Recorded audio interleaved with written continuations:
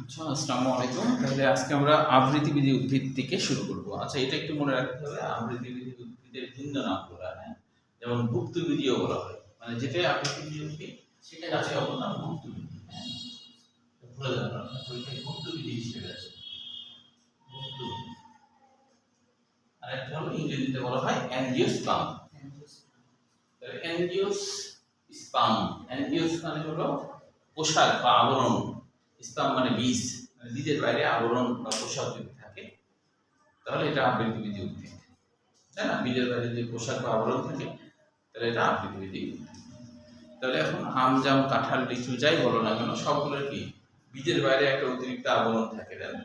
রঙ্গবীজিতে কিন্তু তা থাকে না, গর্ভাশয় থাকে না, ফলও হয় না। এটাই হলো মূল বিষয়, তাই না? আচ্ছা, তাহলে এখন দেখো এখানে এখানে আবৃতবিধি উদ্ভিদের এখানে একটা কথা বলা হচ্ছে, দেখো যে এমসিকিউ আসতে পারে, যে বলছে আম, জাম, লিচু, কলা, কাঁঠাল, পেয়ারা, বড়ই ইত্যাদি আমার উদ্ভিদ আমাদের অতি পরিচিত, এগুলোকে ফলত বলে, ফলস নয়। ফলস আর ফলত এর মধ্যে কি পার্থক্য, এটা একটু খেয়াল করো। একটা হলো ফলত আর একটা হলো ফলস। ধারণা করো তো কোনটা মানে কি, ফলত কি আর ফলস কি? একটা হলো ফলত, একটা হলো ফলস।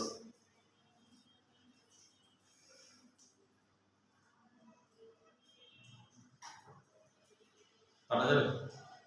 আচ্ছা, দেখো মনে রাখো, যারা হয় হলো ফলক।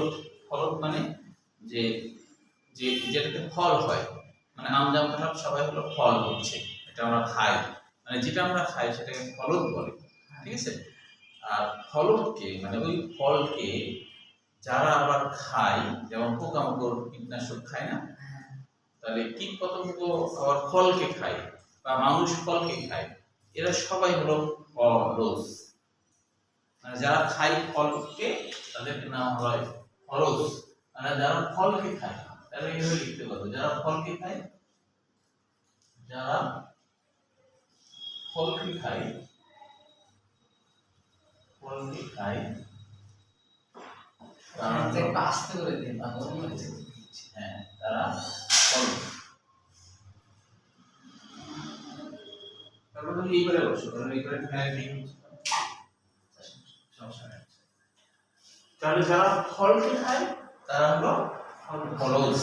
তাহলে ফলত আর ফলস এর মধ্যে পার্থক্য আছে।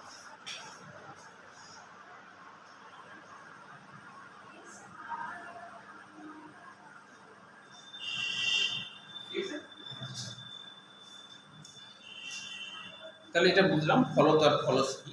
এবার আমরা চলে আসি যে আবৃত্তিবিধি উদ্ভিদ কাকে বলে, এটা ময়মনসিংহ 23 সালে আসছে। আবৃত্তিবিধি উদ্ভিদ কাকে বলে, হ্যাঁ লাস্ট লাইন, ওই বোল্ড করা যেটা আছে না, বোল্ড করা ওটাই। আবৃত্তিবিধি উদ্ভিদ কাকে বলে, ময়মনসিংহ 23 সাল কয়েকদিন আসছে। তাহলে যেসব উদ্ভিদের ফল হয় এবং বীজ ফলের অভ্যন্তরে থাকে সেসব উদ্ভিদই আবৃত্তিবিধি উদ্ভিদ। এখানে নিচে অর্ধ আছে যে উদ্ভিদের বীজ কোনো পাত্রের মধ্যে আবৃত থাকে সেই উদ্ভিদ আবার হচ্ছে আবৃত বীজ। দুইটা কি হবে না, দুইটাতে একই কথা ধরো, হ্যাঁ, যে তুমি কোথায় বললাম নিচের দিকে, হ্যাঁ তার নিচে দুই লাইন নিচে, ও দুই লাইন, ও হ্যাঁ, যে উদ্ভিদের বীজ কোনো পাত্রের মধ্যে, এখানে ফলের মধ্যে আবৃত থাকে, ঠিকই তো, যে একই তো কথা। এখানে বলছে যেসব ফল হয়, যেসব উদ্ভিদের ফল হয় বীজ ফলের অভ্যন্তরে থাকে, আবার বলছে যে যে উদ্ভিদের বীজ কোনো পাত্রের মধ্যে, অর্থাৎ হলো লিচু, সেটা একটা আবরণ, ওটাই পাত্র, তাই না? ওটাই পাত্র, বীজটা হচ্ছে একটা আবরণের ভিতরে থাকবে। হ্যাঁ, আবৃত মানে বীজটা একটা আবরণের মধ্যে থাকবে, সেটাই। আচ্ছা, এখানে কিছু এমসিকিউ, যে আজ থেকে প্রায় 13 কোটি বছর আগে আবৃত্তিবিধি উদ্ভিদের উৎপত্তি হয়েছিল, কেমন রাখবো। এরপরে দেখো, এর পরের প্যারা 3.5 লাইন গোটাটা এমসিকিউ। পৃথিবীর সবচেয়ে ক্ষুদ্রতম আবৃত্তির উদ্ভিদ কোনটি, এটা গুরুত্বপূর্ণ। হ্যাঁ, ধরো প্রজাতি মনে রাখ, তুমি উল্টে মনে আসে তাহলে হবে, প্রজাতি দেয় না, গণই বেশি দেয়, উল্টে মনে রাখবে। বাংলাদেশে উল্ফের 2টি প্রজাতি আছে, এটা মনে রাখবা। বাংলাদেশের ক্ষুদ্রতম আবৃত উদ্ভিদ কোনটা? এটা ক্ষুদ্রতম আবৃত উদ্ভিদ। বাংলাদেশের কুশু বৃক্ষের মধ্যে আবার কি? বাংলা ইংরেজি দুইটা মনে রাখবা, গর্জন, তেলসুর, বৈলাম, এগুলো এমসিকিউ। এবার দেখো আবৃতবীজী উদ্ভিদের বৈশিষ্ট্য, এর মধ্যে এমসিকিউ যেটা করতে হবে 1, 8, 9, 12। 1, 8, 9, 12। 1, 8, 9, 12 এগুলো হচ্ছে এমসিকিউ। উদ্ভিদ স্পোরোফাইট, এর আগে বলেছি না? স্পোরোফাইট মানে কি হলো? স্পোরোফাইট বলতে আমরা কি বুঝবো? স্পোরোফাইট, দেখো স্পোরোফাইট মানে হলো যে নরমাল একটি কোষ, একটি ডিপ্লয়েড কোষ, এটাকে স্পোর হিসাবে আমরা বলতে পারি। মানে যাদের ফুল ফল হয় না আর কি, তাদের একটা কোষকে আমরা স্পোর বলি, কারণ এদের গায়ে শক্ত আবরণ থাকে, এটা বাতাসে উড়ে যায়, কোথাও পতিত হলে সেখানে নতুন গাছ হয়, তখন এদেরকে এই জন্য স্পোর বলা হয়। স্পোর বা রেণু বলা হয়। স্পোর বা রেণু। এখন অনেকগুলো স্পোর যখন একসাথে একীভূত হয়, অনেকগুলো স্পোর একসাথে যখন একীভূত হবে, তখন এর নাম হবে স্পোরোফাইট। কারণ স্পোরের বহুবচন হলো স্পোরোফাইট। ঠিক আছে? যদি কোনো উদ্ভিদ বলে গ্যামিটোফাইট, একটা হ্যাপ্লয়েড কোষ, এটা একটা হ্যাপ্লয়েড স্পোর। অনেকগুলা হ্যাপ্লয়েড কোষ, অনেকগুলো হ্যাপ্লয়েড কোষ একসাথে একীভূত হলে তাহলে এর নাম হয় গ্যামিটোফাইট। এর নাম হয় গ্যামিটোফাইট। এর নাম হলো গ্যামিটোফাইট। আর ওটা হচ্ছে অনেকগুলো ডিপ্লয়েড কোষ, অনেকগুলো ডিপ্লয়েড কোষ স্পোরোফাইট, আর অনেকগুলো হ্যাপ্লয়েড কোষ, বুঝছো? এই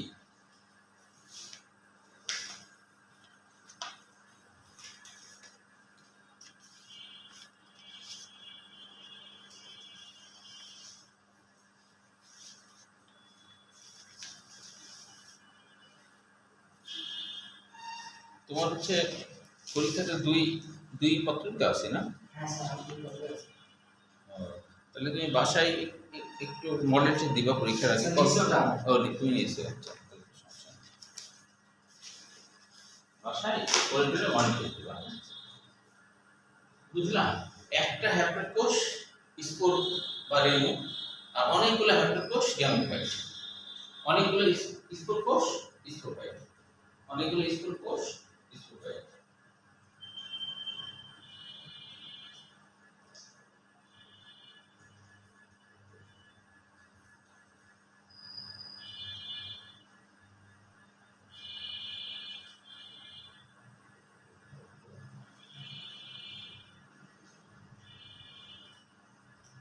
আচ্ছা, এবার দেখো, তাহলে এটাই বলছে এরা উদ্ভিদ স্পোরোফাইট মানে ডিপ্লয়েড এরা, হ্যাঁ। এদের মধ্যে কেউ কেউ তো ফুল ফল হয় না, আর ঠিক কারো কারো হয়।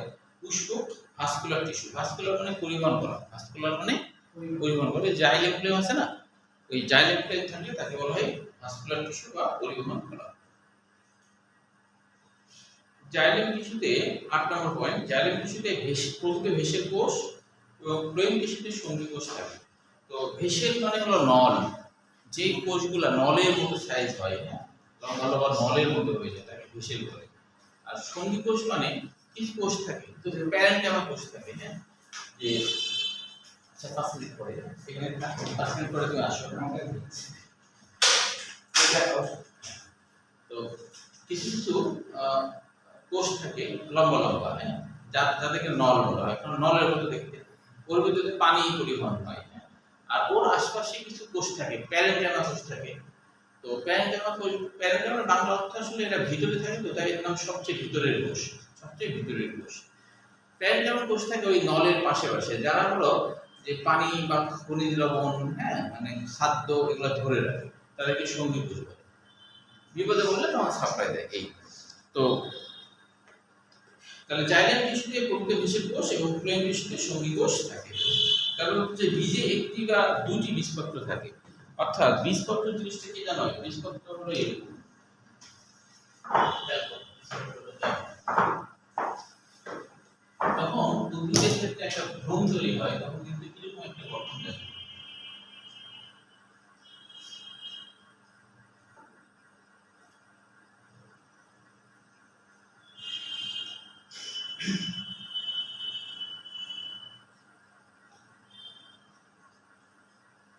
ঠিক এই জায়গাটা হলো মুকুল তৈরি হচ্ছে, হ্যাঁ, এই দুটাকে বলা হয় বীজপত্র। এই দুটাকে বলা হয় বীজপত্র। তো এই বীজপত্র মানে একটা অংশ থাকতে পারে, একটা অংশ নাও থাকতে পারে, তাই বলতে বীজপত্র একটা বা দুইটা থাকে, বুঝছো? দ্বিবীজপত্রীতে সাধারণত দুইটা বীজপত্র থাকে, হ্যাঁ। আর এটা হলো মুকুল মানে তৈরি হচ্ছে। আর এই দিকে যেটা আছে না, এটা হলো ভ্রূণ, এটা হলো ভ্রূণ কাণ্ড, আর এটা হলো ভ্রূণ মুকুল, ভ্রূণ না ভ্রূণ মূল, ভ্রূণ মূল। এখান থেকে মূল তৈরি হয়, এটা ভ্রূণ কাণ্ড, ভ্রূণের কাণ্ড হতে পারে। এখান থেকে পরবর্তীতে চারা টারা বের হয় আর কি। তো এরকম বীজপত্র একটা থাকতে পারে বা দুইটা থাকতে পারে। নগ্নবীজ উদ্ভিদের মধ্যেও তো আবৃত্তিবিধি উদ্ভিদ আছে, বুঝছো? নগ্নবীজি কিন্তু আবৃত্তিবিধি, আবৃত্তিবিধি উদ্ভিদ বাহ্যিকভাবে চিনার উপায় কি বলেছিলাম মনে আছে? আবৃত্তিবিধি উদ্ভিদ বলো। পাতা যদি সমান্তরাল হয় তাহলে ওটা হচ্ছে এক বীজপত্রী। হ্যাঁ। আর যদি পাতা যদি হচ্ছে জালিকা জালিকাকার হয় তাহলে দ্বিবীজপত্রী। আর যদি শাখা প্রশাখা থাকে তাহলে হচ্ছে ওটা দ্বিবীজপত্রী। হ্যাঁ। আর যদি শাখা প্রশাখা না থাকে তাহলে এক হ্যাঁ, বীজপত্রী।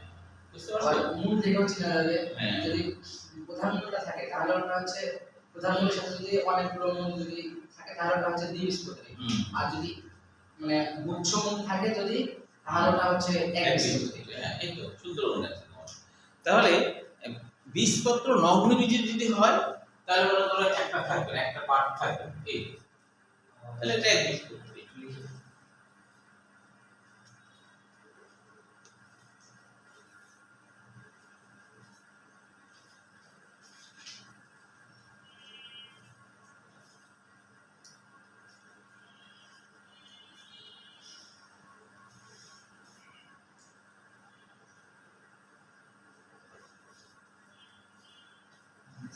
আচ্ছা, এরপরে দেখো যে এগুলো হচ্ছে যে সুস্পষ্ট যৌনক্রম বিদ্যমান।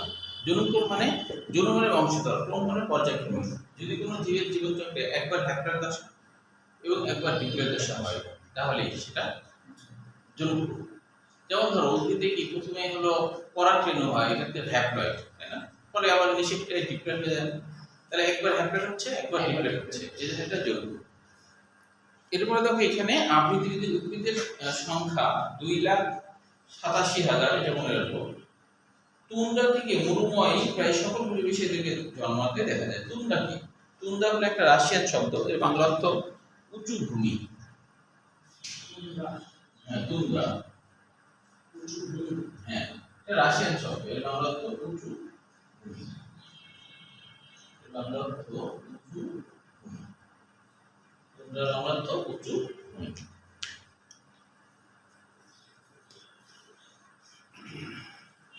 এই পৃষ্ঠার নাই, পরে পৃষ্ঠা দেখো। নগ্নবীজি এবং আবৃতবীজি উদ্ভিদের পার্থক্য, এটা কিন্তু আসছে, হ্যাঁ, দিনাজপুর 23 সাল বয়ের জন্য। নগ্নবীজি উদ্ভিদ এবং আবৃতবীজি উদ্ভিদ এর পার্থক্য, নগ্নবীজি উদ্ভিদ আবৃতবীজি উদ্ভিদ এর পার্থক্য আসছে দিনাজপুর বোর্ড 23 সাল বয়ের জন্য, সিলেট বোর্ড, যশোর বোর্ড 18 সাল বয়ের জন্য। সিলেট কত বলেন স্যার? সিলেট হচ্ছে সিলেট আর যশোর 18, সিলেট আর যশোর 18, আর দুইটা মিলে 18?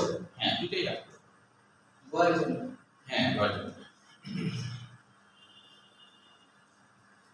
যেহেতু এর আগে পড়লাম নগ্নবীজি আবৃতবীজি উদ্ভিদের বৈশিষ্ট্য, এখন পারবা আশা করি, হ্যাঁ, সেটা আমি পড়লে বুঝতে পারবা। এবার দেখো যে আবৃতবীজি উদ্ভিদের গোত্র পরিচিতি, এখান থেকে আবৃতবীজি উদ্ভিদের গোত্র পরিচিতি।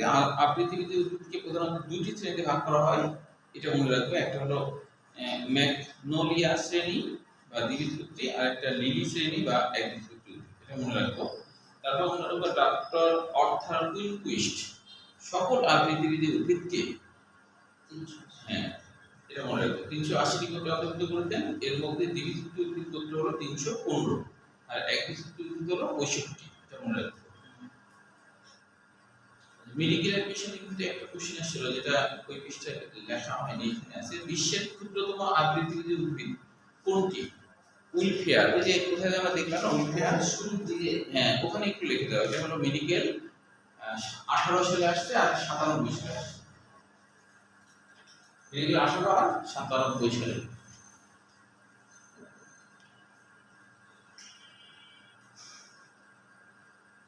দেখছো? হ্যাঁ আচ্ছা, তাহলে এটাও খুব গুরুত্বপূর্ণ। ডক্টর অর্থাৎ কুইনকুইস্ট সকল আবির্ভূতকে 380 গোত্রী গোত্র আর দ্বিবীজোক্তির সংখ্যা কত, একবীজোক্তির সংখ্যা কত, হ্যাঁ এটাও গুরুত্বপূর্ণ। ঠিক আছে?